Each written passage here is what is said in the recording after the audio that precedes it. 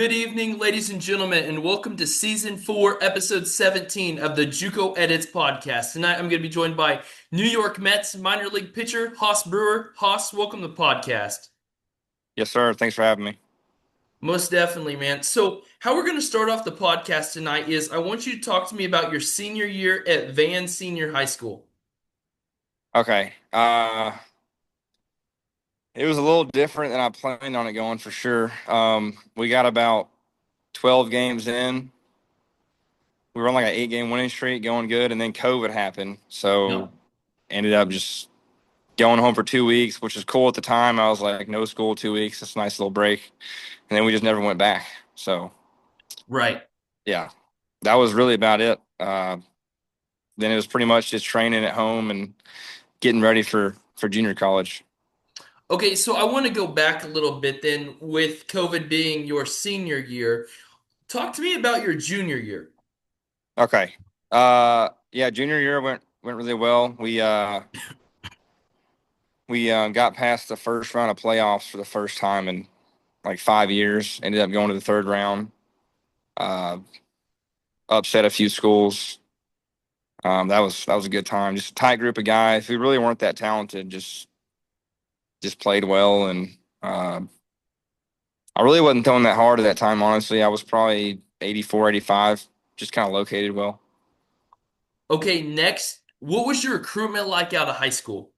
Okay. I really didn't have anything at all until my junior summer. I started playing with a DBAT organization, and we were up in Dallas at a little tournament for five tool. And Skip Johnson, the OU head Yep. coach, he saw me. I think I touched 88 in outing or something, and he knew I wasn't ready to go to like a Power Five kind of school, but he knew the head coach to the junior college that I ended up going to. So he gave him a call, and they contacted me. And then I went up there through a bullpen. They offered me, and then I was kind of waiting it out to see what happened. And then senior year got canceled, so I was like, well, that's all I got. So I committed. Okay, so you go to Seminole State, 10 appearances, 5 starts. You went 2-1 with your record, 23 innings pitched, 6.26 ERA, 31 strikeouts. Okay, so there's some games I want you to talk to me about. The first one is Murray State. Okay, Murray State. Oh, uh, I can't remember if that was my first start or not. I just know there was a lot of home runs. That's the only thing I remember that well. Yeah, that was. I felt good that day. Honestly, they were a solid squad. You know, I love JUCO ball. It's all pretty competitive. Yeah, they were on the fastball, and I didn't. I kind of had all my pitches in the zone, and just nothing was sharp that day. Um, a few errors, but I just didn't pitch that great. Okay, this next one, a team out of the KJCCC, Butler. Butler. Okay. I think I had a decent outing. Do you have the stats on it? Was Yes, it? I can look that up real quick for you. Let me see I here. think it was a short one, but I think it was solid. I could be mistaken. That was so long ago. I haven't thought about this in forever. Um, All right. Yes, I got the game log right here. Give me 1 second. Yes. It says versus Butler. You only gave up one hit in one inning pitched. okay. Was it two strikeouts? Yep. Okay. Yeah. Yeah, that was good. I think I was 91, 92 that game. Um, that might have been one of the first outings I started throwing a little more firm my freshman year. NOC Tonkawa. NOC. I remember that team for sure. I don't remember the outing specifically. They Okay. were good that year though. They were solid. Okay, this one you gave up only two hits, but you also gave up 2 runs in 1.1 innings pitched. Okay. That's probably out of the bullpen. I can't remember that one that well. But Okay. that whole conference was really solid. Eastern Oklahoma, I do remember them. Okay. They had they had 3 guys in their starting rotation that were up to 100, which was just coming from high school, seeing that, it was just kind of, eye opening and humbling. Uh, they were like 40-0 or something ridiculous. Yep. Yeah, it was always fun playing them. Okay, next, Connor State.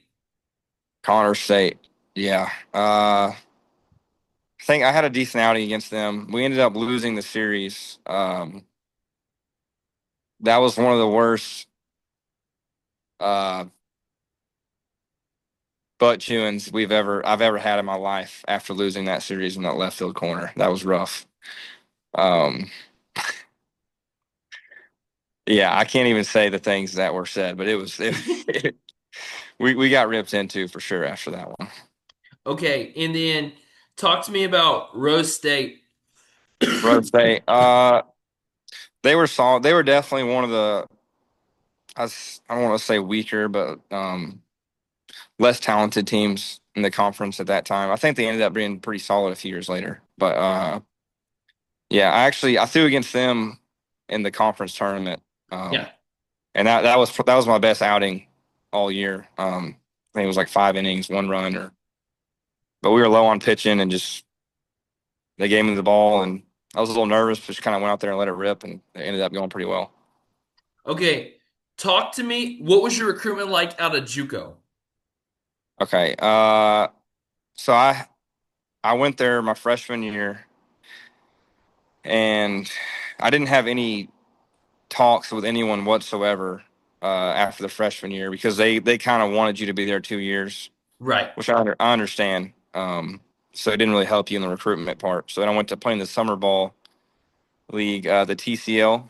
Okay, yep. Yep, I played for the Amarillo Sod Squad, and that's where it kind of started. Got a few calls from a bunch of different schools, but then the only ones that ended up sticking was I got an offer from New Mexico State and then an offer from Little Rock. Um, I took a visit to New Mexico State, flew out there. I thought it was a great campus. Field was cool. They got me some gear, and I was pretty dead set. Like when I left, I told my dad, I was like, I want to go here. Like this is a cool school. And he was like, well, you should visit Little Rock, just to see what it's like. And I went, and just talking to them coaches, I trusted them. I could just tell they were good people, and I knew my brother-in-law actually went to Little Rock also, so I had a little bit of insider info about how the program was run and the head coach, and so I just ended up going with my gut and committing to Little Rock. Okay, next, there's a guy I want to talk about that's at Little Rock that you probably going to be very familiar with. Okay, Matt Parker. Matt Parker, Yep. he got there 1 year after I left, Okay. but I actually talked to him a few weeks ago. I went up there and visited, but he's cool. I've heard a Yeah, lot of good things about him. I got you. Yeah, because he used to be at Eastern Oklahoma State. Yeah, he told me that. Yep. Yeah, yeah. Yep. So we didn't know each other then, but I definitely, I played against him. Okay. Uh, Definitely didn't, you know, I didn't talk to him, or we didn't probably expect to cross paths again like that. But baseball's a small world. It's pretty cool. Right. Okay, so you go to Little Rock 2022, you go 3-2, 19 appearances and 10 starts, 6.23 ERA, 49 strikeouts. Then your following season, 14 appearances, 7 starts, 4.98 ERA, 37 strikeouts. So there's some games from your college career, from your first season that I want to talk about, and then your second season at Little Rock, you can kind of reflect on a little bit some of those games. Okay, but the first one is your college debut against Eastern Illinois. Yeah, that was definitely a way to. I remember the Friday night game. We were down 1-0, going in the top of the ninth. We're thinking, let's get 3 outs. We can come back, start the season with a dub. We ended up giving up like 8 runs, like just got blown out of the water in the ninth inning. So that was pretty demoralizing. Got ripped into a little bit after that. You know, not the way you want to start the season. So then that Saturday game, we had the lead, And they told me to start. I didn't really know my role yet. Um, Being my first year, I didn't have that strong of a fall. I was throwing well at the beginning of the spring, so I knew I would throw a decent amount, but I didn't know my role. So we got the lead. It was like the seventh inning or something. They put me in. It was like Dinker over second baseman, then like a line drive up the middle. So it was like within 3 pitches, I had 2 runners on, no outs. That's so I'm just sitting there like, well, here we go. This is how it starts. And then ended up striking out 3 in a row to get out of the inning, and just went ballistic and blacked out after that, just kind of screaming. Uh, and then the next inning, I was kind of just getting a come down from the adrenaline, and I think I walked a guy or two, but ended up someone came in and backed me up, got out of the inning. But yeah, that was a crazy Division 1 debut for sure. North Alabama. Yeah, that was a good one also. I think I threw a complete game against them. It was 7 innings, but Mm. yeah, that was when it really first started.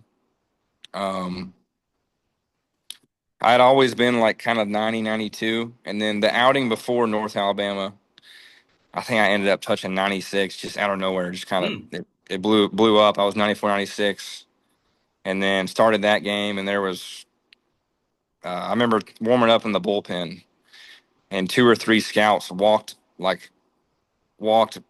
of behind our facility into our bullpen area, just watching me, videoing me. So that was the most I've ever got after it in a pregame bullpen. It felt like a tryout to me. And then yeah, just I think I was 93, 94 that game. Just stuff felt good.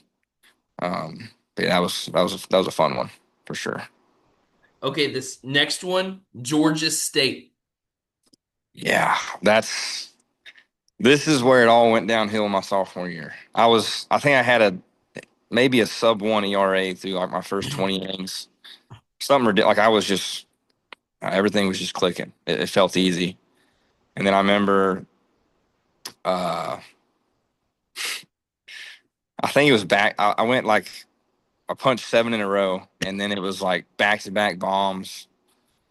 Got out of the inning, and the next inning was like a leadoff bomb. I remember a tree branch in center field like fell over. Like I ended up, the big donkey guy on Yeah. Twitter. He ended up tweeting about me on that one, so I went viral for that one for doing a head turn. Uh, but yeah, that was a fun one. They got a lot of energy in that dugout. The Sun Belt was fun for sure. Okay, Troy. Troy, yeah, that was a good one. They were a really good squad. We ended up winning that series, upsetting it. That was the first series I got moved from a starter role back to the bullpen. Just trying to switch things up and try to get the boys some momentum when we get a lead. Yeah, that was a good one. I think it was like 4 innings, a run or two. It wasn't too sharp, but competed well. It was fun. Okay, Louisiana. Yeah, that was a really fun one. That was probably maybe my favorite college stadium I played in. I got to play at Fayetteville. I never got to pitch there. Okay, That's obviously one of the best ballparks in the Bum country. Walker. Yep. Yeah, yeah. I mean, it's beautiful. But Lafayette, I mean, they had 4,000. I think 4,000 Friday, and I want to say Saturday was close to the same. So that was the biggest crowd I've thrown in front of to that point of my career. But that was a fun one. Okay, so then now let's go into your junior year of college. I want you to take me back. What were some of your favorite games from your junior year? Junior year, um, that year was it started so that spring in scrimmages I was really dialed, feeling great. I wasn't throwing as hard. I was like 90, 91, but I could locate well. And then the last inter squad before opening day, I strained my oblique. So Oh, yeah, just not what you want to happen right before. I was supposed to be the Friday guy. Uh, Strained it. Took like 3 or 4 weeks off. Uh, you know, came back. It was still a little tight, but I could throw. It was fine. Um, I think the first outing went fine. It was like 3 innings, no runs. I think I had 3 walks, just kind of got out of it. And then uh, the next one, I remember against Grambling State, Friday night starter, ended up bases juice, walking and running the first inning. And that was just, Hmm. yeah, that just took the life out of me. From that point, for like a month and a half, I was just crawling back. Like I ended up losing the Friday job, trying to refine my rhythm. Um, I don't remember the exact. I think it was Arkansas State. That was the Okay. exact game where I kind of found it again. I went like 5 innings out of the pen, like no runs, 1 hit. That was when I finally started to, get some confidence back. And from that point on in the season, I think ULM I also had a good outing.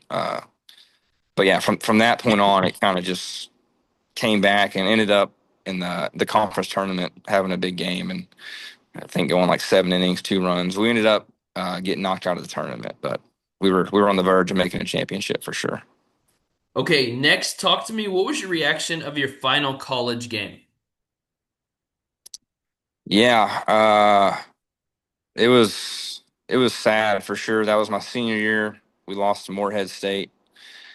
Um, at that point, I wasn't 100% sure. Like, I didn't know if I was going to get drafted, or I had talked to some scouts, but I had always been talking to scouts. It just never happened. So I really wasn't sure if I'd ever play again. So I was definitely, um, a little down after that. Kind of just appreciating the moment, hanging out with the guys. Because pro ball is awesome, but it's never the same. Like how tight you are with the boys in college.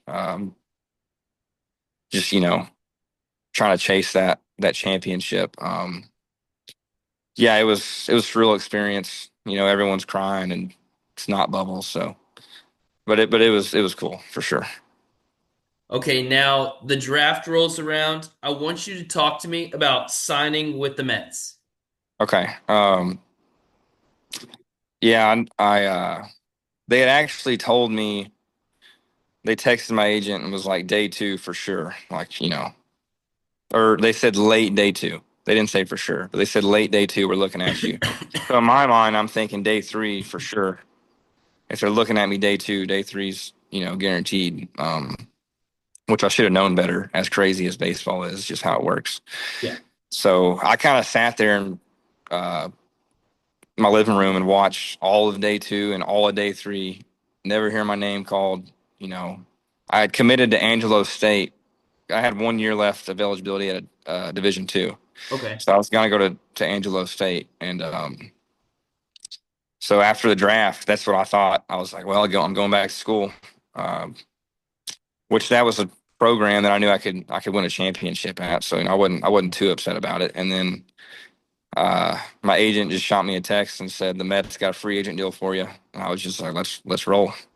That's all I need. Okay, next, talk to me about spring training. Yeah.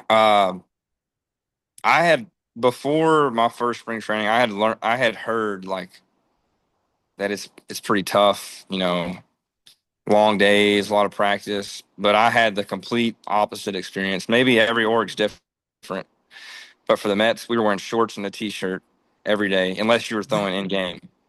But you were shorts, t-shirt. You were there at 8:30, play catch, run a little bit, lift if you had it, and you were gone by 10. Um, we only did PFPs, I think, one time all of spring training.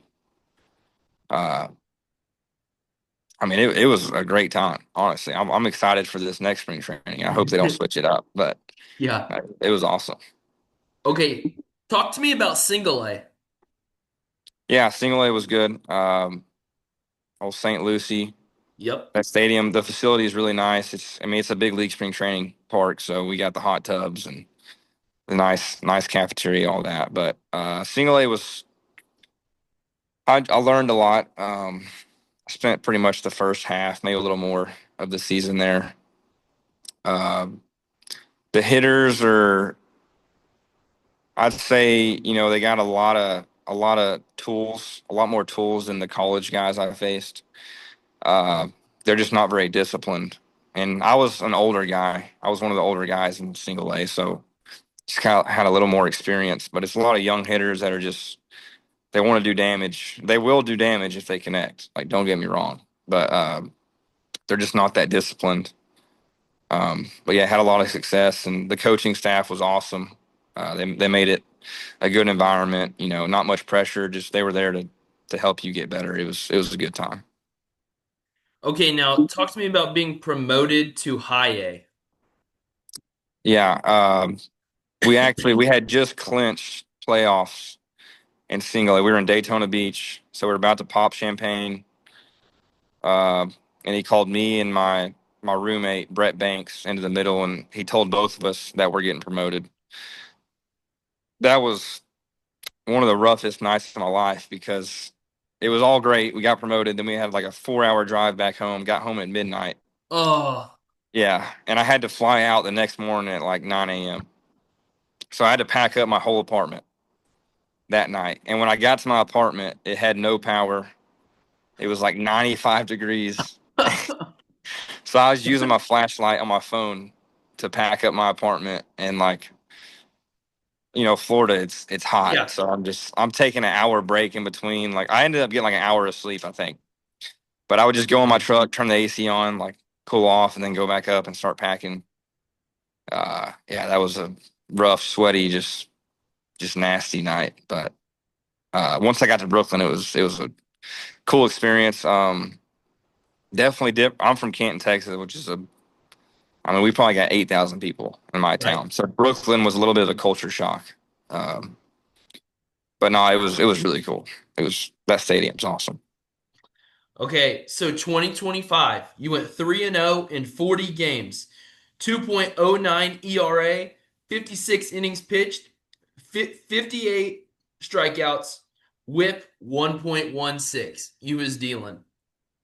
Yeah, no, I felt good for sure.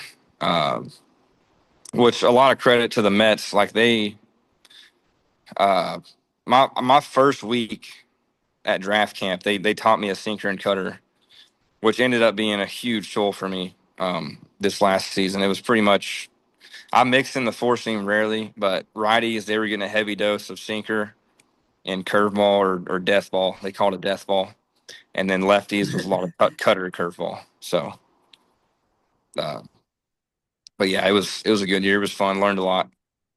Okay, what are the lessons that you learned from this season, and what are your expectations going into 2026? Um, and I learned a lot. I'd say the main thing is just how long the season actually is. That last month is a grind. I mean, once playoffs started, it was a lot easier to really push yourself because you're chasing after something. But that last month and a half, it's repetitive. So I think it's just being more mentally prepared for the next season, and kind of knowing how long it's going to be, and also just I'm adding a little weight this off season. Okay. I felt good last year, but it's hard enough already to maintain weight throughout the season. So I'm kind of going a little bit heavier this year just to prepare for that. Uh, Definitely learned that my curveball that's my pitch. I threw it probably 60% of the time, and I mean, probably 90% of my strikeouts were on the curveball. They knew it was coming, but I had a lot of confidence in it. So definitely just learned I need to build around that pitch. But you know, my expectations for this next season, I want to pitch similar way. It's just definitely, I want to add a little velo. I'd like Okay. to sit, 93 to 95 if I can. I was like 91 to 94 this last year. Which it worked, but the game now everyone throws 100 miles an hour, so Yeah. you just gotta adapt and just make it happen. So um, as far as like what level I'm gonna be at, I'd like to start in Double A, but just gotta control what I can control and just go at it. The Mets. I mean, I love the Mets. It's. I don't think I could be in a better spot as far as like developing and taking care of their guys. They take care of us great. But it is a loaded org. I mean, it's the number one pitching org in Right. all of baseball. They got a lot of guys, so a lot of competition. But I mean, it just makes you better, pushes you a little bit. So I'm excited for sure. What is your welcome to JUCO, welcome to D1, and welcome to the minors story? Okay. Welcome to JUCO. I'd say the welcome to JUCO is not even on the baseball field, Okay. like game wise. We were uh, we were about to take IO, and I think the first ball they hit, like it went under a guy's legs. This is the first 5 minutes of practice. He told us to put our flats on, and we ran like 2 miles, like with just for missing one ground ball. And that was like one of the first practices of the fall. So I learned pretty quick, like okay, that's how this is gonna be. So you gotta love it. I love JUCO. I'd recommend anyone to go to junior college. I think it's great for you. Um, but you gotta love it for sure. You'll learn real Yeah. quick if you love baseball or not going to a junior college. Um, and then D1, say probably it was a fall scrimmage against UCA. Okay. That was my first outing against another school. Um, my very first two pitches, it was back to back homers. Two pitches in a row to start my outing, just back to back bombs. Man. I settled in after that, but yeah, I mean that was humbling. Kind of just had to laugh that off. I mean, it's honestly impressive to do that. Uh, even a BP thrower, it's kind of hard to give up back to back bombs. So that was kind of a funny experience. And then minor leagues, I'd say just walking into the locker room and just seeing the guys in there and how physical they are. I mean, I was one of the bigger guys at Little Rock, but when you walk in there, I mean, everyone's built different, and I mean, there's guys in bullpens just throwing 98 like it's nothing. Uh, so I'd say that it's just you just see as soon as you walk in, it's different. Just looking at everyone, and everyone's doing all the little things, all the stretching, and the weight room. It's just all the whole day is there's no school, so it's just everyone's fully dedicated to taking care of their body. So I think that was probably the main difference where I was like, wow, okay, this is pro ball. I got you. Okay. The next one that I have for you is talk to me about your 5 a.m. JUCO stories. Oh, that's a good question. I almost feel like you talked to someone else from Seminole State to ask me that question. Uh, so the best one I got is that when I was talking about Connor State when we lost that series. After we got chewed out in left field, we got home like at midnight. That was on Thursday. Is JUCO? Is it Thursday, Saturday? I can't remember. Yeah. Okay, that was Thursday. So Friday morning, he had us go to the gym at 4 a.m. It was 4 a.m. We went to the basketball gym. And the very first thing we did was we jogged around the gym for 30 minutes with our hands above our head. Like we were running like this for 30 minutes. That was just the warm up. And he's just yelling at us, keep our hands up. Uh, and then after that, it was suicides and wall sits. I mean, anything you can imagine. He had us doing it, planks. And then after all that, it was like an hour and a half. People were throwing up. Like it's brutal. And he's like, all right, middle of the court, call it up. Y'all are done. And we're gassed, so we kind of walked to the middle. And he didn't like that. He didn't like that we walked. So then he was like, all right, back on the line, suicides. And we did another 20 minutes of Ah, this punishment. no. Uh, and then we ended up winning that Saturday. Like we whooped them, played really well. So in his mind, he was thinking that's why we won is because we did that the day before. So the next morning we did the exact same thing. But Uh, that whole year, honestly, was a lot of that. But I loved my time at Seminole. All the guys, we got really close to all those guys because I mean it felt like boot camp, to be honest. But it was great. Like I don't regret going there at all. Favorite JUCO places to play at, D1 places to play at, and minor league places to play at. Okay, JUCO. I think so. None of the JUCO places have like much of a, I guess, like a fan atmosphere. So it's kind of just. I mean, it's always fun playing at Seminole just because it's home. Right. Let me think, where else? Honestly, Connors is a pretty nice field. I liked it there. Um, where the conference tournament was, that was a nice field. We never got to go to the. I never got to go like past the conference tournament, so I've heard that where the World Series is really nice. But yeah, I'd say just Seminole and Connors. Those are both cool places. Division One, like I said, Lafayette. Yep. That was a fun one. Arkansas, Coastal Carolina. That was a really cool stadium. Yep. Um,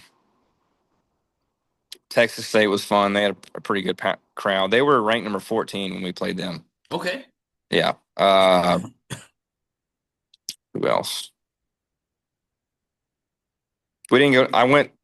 We didn't get to go to App State. I've seen pictures of it. With all the Yeah. trees. So I was excited to do that, but we didn't get to go there. Um, Georgia State was fun just because they just get rowdy and the music's loud. It's just pretty intense environment. My favorite was definitely Gary Hogan Field, just Little Rock though. I love Little Rock's field. Just they call it Gary Hogan Magic. Just I don't Yeah. know. We just win there. It just happens. Like crazy things happen. Like I'd have confidence in Little Rock playing the Yankees in Little Rock. It's just something about that place. It's a little rough area. You're hearing gunshots, in Yeah. between innings, but we embraced it. We loved it. So I love that place. Okay. Uh, Oh, and then minors. yeah, minor league ball. Daytona Beach, that was a fun one.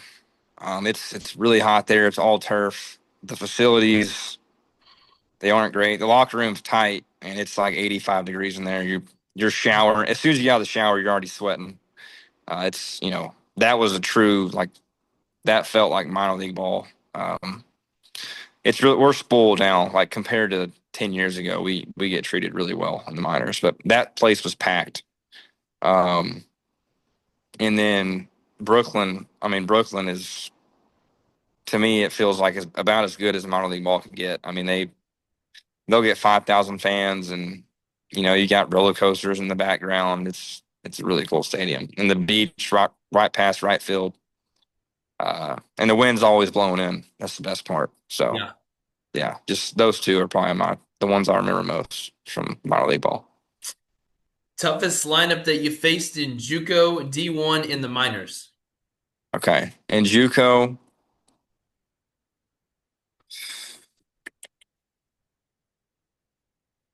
I want to say Eastern Oklahoma, but it's kind of a cop out answer just because they were 42-0. It's just easy to say them. Uh, I want to say our roster at Seminole.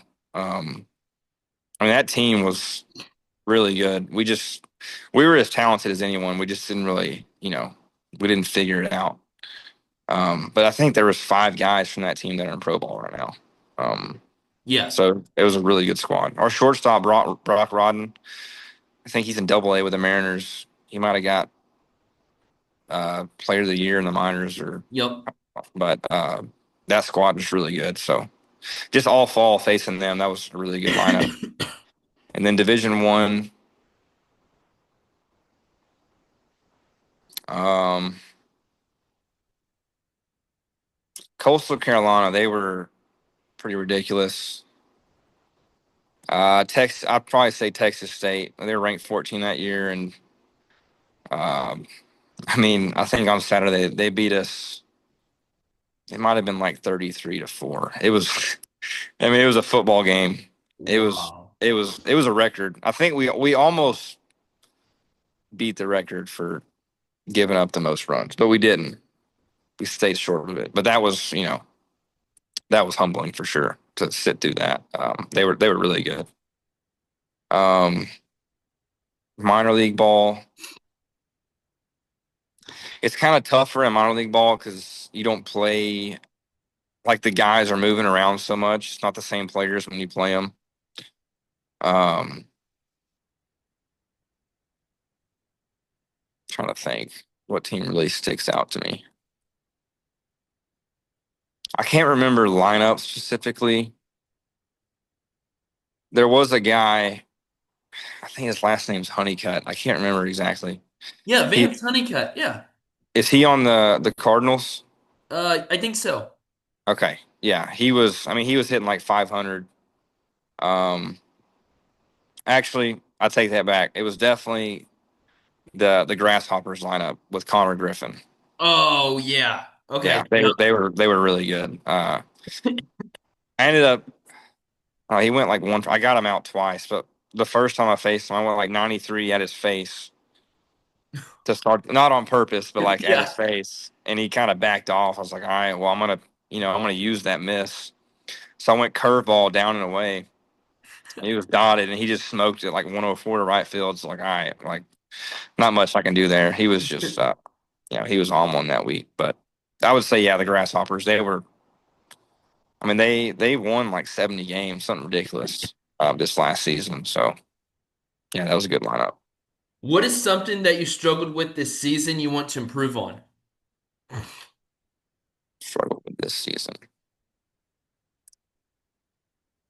Um, I would say the main thing is just like keeping up with the diet and like maintaining weight. They do a good job with feeding us, but you know, it's easy to just kind of get lazy with eating enough. You don't feel like eating that much after being at the field from noon to 10:30. You get home, you kind of just want to go to bed. But I think that just being more disciplined with my diet, and then probably just stretching a little more, staying mobile. Um, I stayed healthy all year. I was blessed with that, but just making the body feel a little better, just taking better care of myself for sure. What is one thing to expect on the Division One level? I'd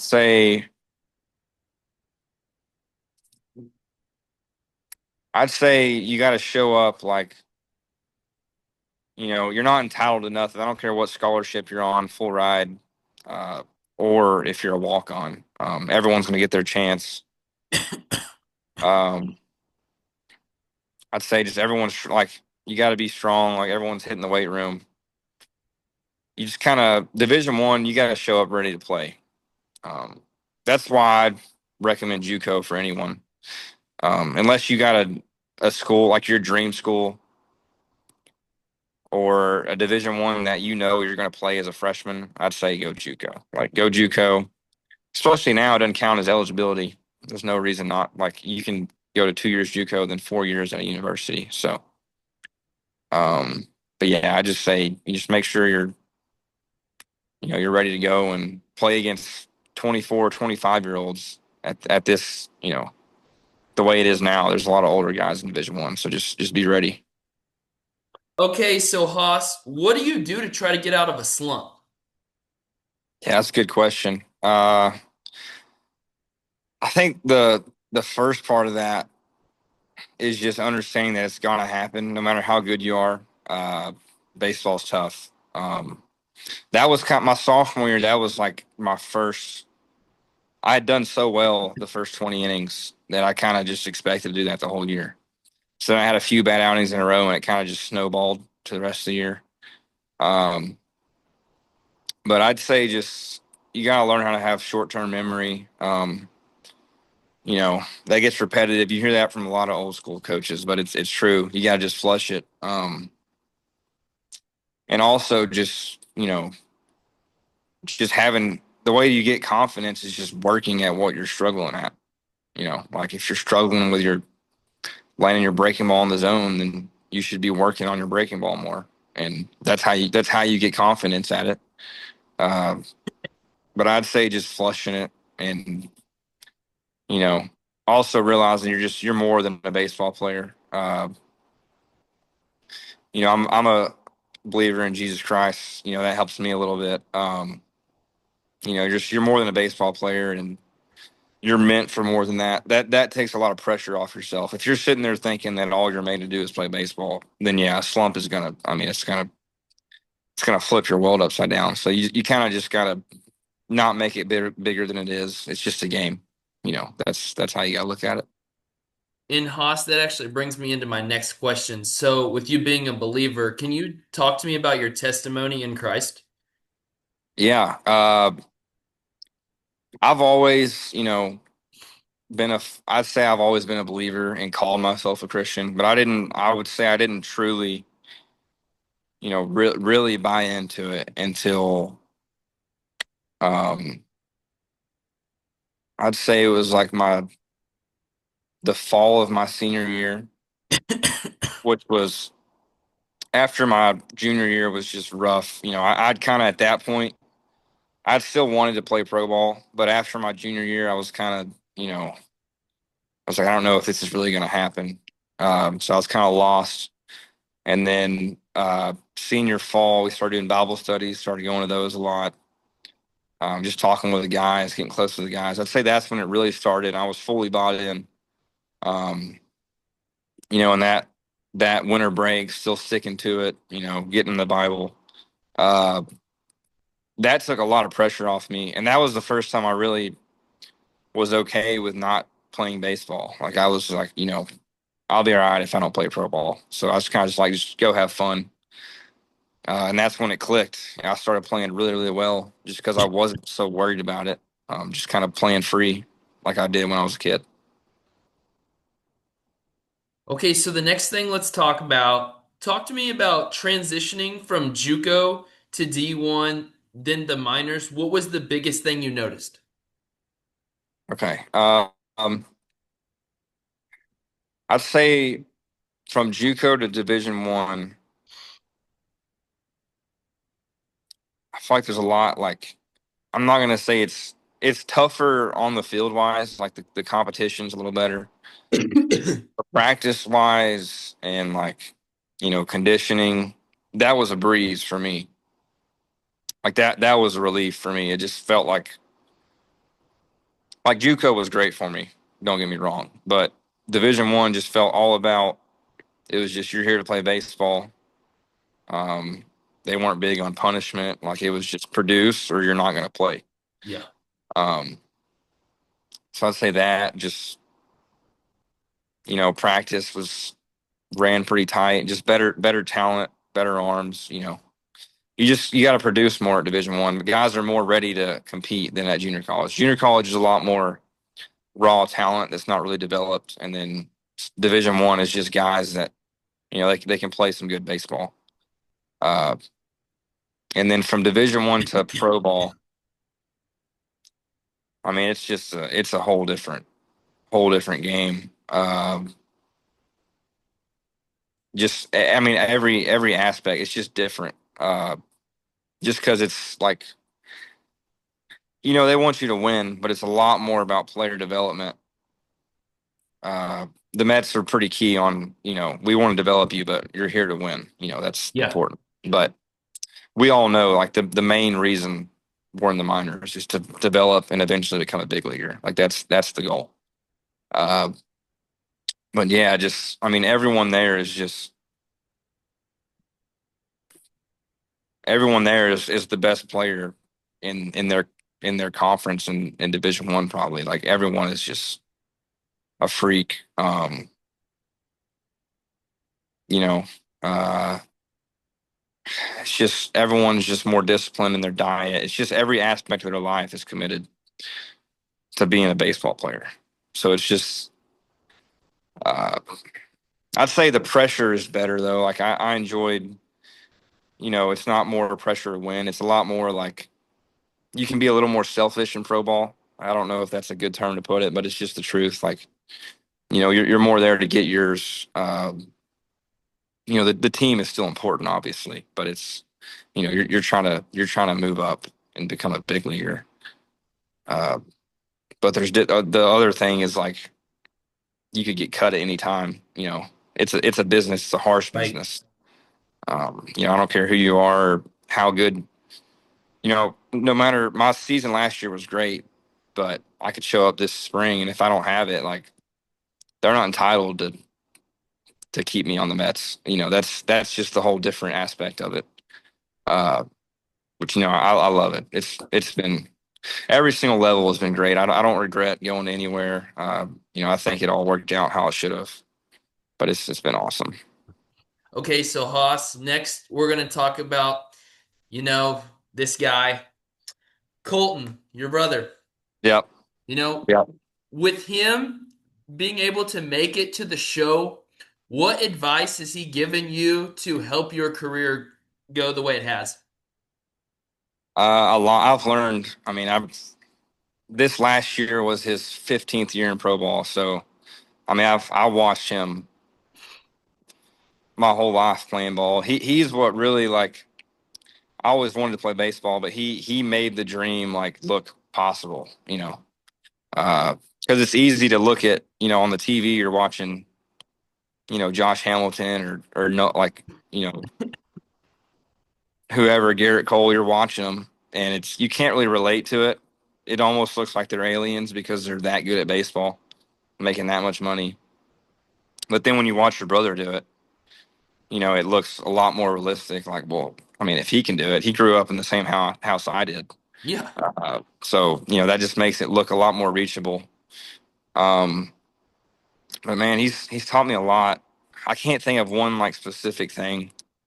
Probably just like work ethic, watching him work. Showed me, and I remember. I think it was like my junior year of college. I was working out with him, and we were just getting after it. And I was like, dude, this is rough. And he was like, I mean, everyone in pro ball is working out like this every single day. Like the guys you're competing against. I mean, everyone's just every day they're getting after it. So that just pushed me to realize like I'm not the only guy that wants to be a big leaguer. Like Yeah. everyone else is coming for the same job. Um, so I'd say that, and just like little things about pitching, like um, throwing your best pitch. Like he threw a curveball mostly. Also, I mean, it was what got him to the big leagues. That and his cutter, but his curveball was about as elite as he can get. But so we have a little bit of different curveballs. His is more true. Mine is like the death ball. It The kind of death yeah. I ball. don't I don't understand it fully, but that's what they call it. The death ball. Yeah. So that's my best pitch. So learning from him, I was like, I'm gonna throw that. I mean, I'm gonna lose on my best pitch if I'm gonna lose. So that's probably the main thing. Okay. With him being a free agent, what are the three teams you would like most for him to sign with? Okay. I mean the Mets obviously Yup. that would be really cool. Yup. Um, the Rangers would be sick because being from Texas, we've always been Rangers fans at hearts. Yeah. So Mets, Rangers. And I'd say I went to watch them at Boston and Chicago. I would say the Red Sox. That was just Okay. Yup. going at Fenway. That was an unreal atmosphere. So I would like for him to go get to play in that one more time for Okay. sure. Okay. Okay, so now, Haas, I'm going to ask you some topics and I want to know your thoughts, okay? The Okay. first one is how do you stay mentally locked in? Um, are you saying like in general or like in Or between, like during the game? in general, like in Okay. general. Okay.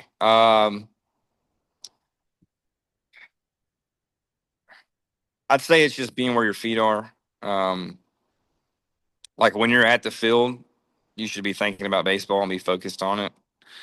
But I think what helped me the most this past year and my senior year is when I left the baseball field, like don't think about baseball anymore. I used to be sitting on the couch watching TV thinking about my mechanics and thinking about how to throw harder. Like that just doesn't work. So I'd say the main thing to stay locked in is just being where your feet are. Like if you're playing video games, be locked in on video games. Like just be where your feet are. Like that's the easiest way to do it. Okay. So next thing I have for you, there's three of the biggest topics in all of sports. NIL, transfer portal, and players having agents. What is your thoughts? Okay. Um, NIL, I mean, I think it's good. I didn't get the benefit of it like when I was in school. Yeah. But I think I think some of it's getting a little ridiculous. I don't think college players should be making, millions. Uh, but then again, like if you're, a quarterback at a SEC school, I mean, you're got a lot of eyes on you, a lot of pressure. So who's to say they don't deserve, to get their pockets full? So I think NIL is fine. The only problem I have with it is it kind of hurts schools like that I went to, like mid majors. Yeah. They beforehand, if a guy was like wanting to go to Arkansas, but they didn't have a scholarship for him, he's probably still a really good player. A school like Little Rock can offer him a scholarship, so he'll come here instead. But now, an SEC school, they can just, they get donated so much money that pretty much everyone on the roster is playing for free and getting paid. A school like Little Rock or a mid major, they can't do that. They can't pay every single player. Yeah. And there's only 11 full scholarships, so that's the main thing with that. But I got nothing wrong with a college athlete getting paid. It takes up your full time. You can't have a job, Yeah. for a college athlete. So I think it's fair, getting a little something in return. Um, Transfer portal, I think it depends on the situation. Um, the loyalty aspect is important to me, but it's also like, head coaches, they get offered a better job. They're probably leaving. So it makes it a little more fair. But the only thing I don't like about it is, you know, some guys just hop in the portal after every single year. Uh, when, sometimes it's not the school you're at's problem. You just need to get better or like change your attitude. Yeah. So I think it's kind of a cop out for some guys, but it's also like, if you're at a mid major and you go crazy and ball out, like there's nothing wrong with, I think you get an opportunity to go play the SEC school. Like I think that's fair. Um, I think when it's used in the right reasons and there's good communication with you and the coaches and you know I think it's good. Transfer portal. What was the next question? Oh, and then thoughts on players having agents. Okay, like college players Yeah. or okay. Um, can they do that now? Well, advisors, they can have advisors. Okay, yeah, yeah, Agent. yeah. Yeah. I think it's fine. I mean, I had an advisor in college. It helps for sure. Like, especially, I got lucky because I saw my brother go through the whole process, so I kind of understood how it worked. Like, you know, the draft prospect link thing they send you, and Yeah. uh, but I think it's fine. I think players can have advisors. It helps, especially if you're one of the guys that have a good chance to get drafted. Like, you need to be able to communicate and talk to see what the scouts are thinking and um, get some feedback. I think it helps. Just helps you navigate the whole thing a little better and just not worry about it. Like you don't want a scout calling you asking like, what are you going to sign for? Like they're just trying to, just trying to figure out how cheap they can get you for. Just you can just dish him off your agent and let him take care of it. That's his job. So I think advisors are good. Okay, next, what coach means the most to you and what season means the most to you? Right. I'd say the coach that really like changed my career is Brady Cox. He came to Little Rock my junior year, which is actually my worst college season, Okay. ironically, but that was just I got injured, and I think the main reason, honestly, is just I sucked that year. But he was most coaches when you're struggling and you can't really help the team out that much, they kind of just they're like, all right, let him figure out. I'm going to work with the guys that are actually helping the team. But he stuck with me and grinded out with me, and just he had a whole like the way he talked to the pitching staff. It wasn't like he was talking down to us. He was eye to eye. It was a back and forth communication thing. So I'd say, yeah, Brady Cox, he was big time for my career. And then like Coach Curry, the head coach, he was awesome Yep. too. Awesome guy. Um, so those two for sure, like yeah, yeah, huge role models for me for my baseball career. What was the next question you asked And with then that? favorite season. Okay, yeah, yeah, so that was senior year for sure. Ended up finally winning the conference. I think we set the wins record at Little Rock. Just really tight group of guys. We didn't do great in the tournament, but yeah, that was an awesome season. Just dog piling with the boys. There's nothing like it. Okay, and then the last thing that I have for you, Haas, is what advice do you have for high school guys, JUCO guys, and D1 guys trying to make it to the next level like you have? I would say just believe in yourself. No matter how dark it gets or how much you struggle, it can one thing clicks and it can happen. My I didn't figure it out to my senior year. I had pretty much a 6 ERA every single year until my senior year. I finally figured it out. But yeah, I would say just if you just really like set in your mind that you're going to do it, like it is hard. Like the odds of actually going to the pro ball is, I mean, it's hard to do it. And then even after you get drafted to make the big leagues, it's still like a crazy low chance to make it. But I mean, I wouldn't want it any other way. I think that's what makes it special. It wouldn't be special if it was easy to do it. I would say just keep working, and you just gotta believe in yourself, and also like don't put pressure on yourself. It is a game. Have fun with it. Just enjoy every moment. Pro ball or not, we're all gonna end up stop playing one day. So just enjoy it, and it's all everything's gonna happen how it's supposed to happen. All right, Haas. Well, I really appreciate you for coming on tonight, man, and I look forward to watching your career with the Mets take off, man.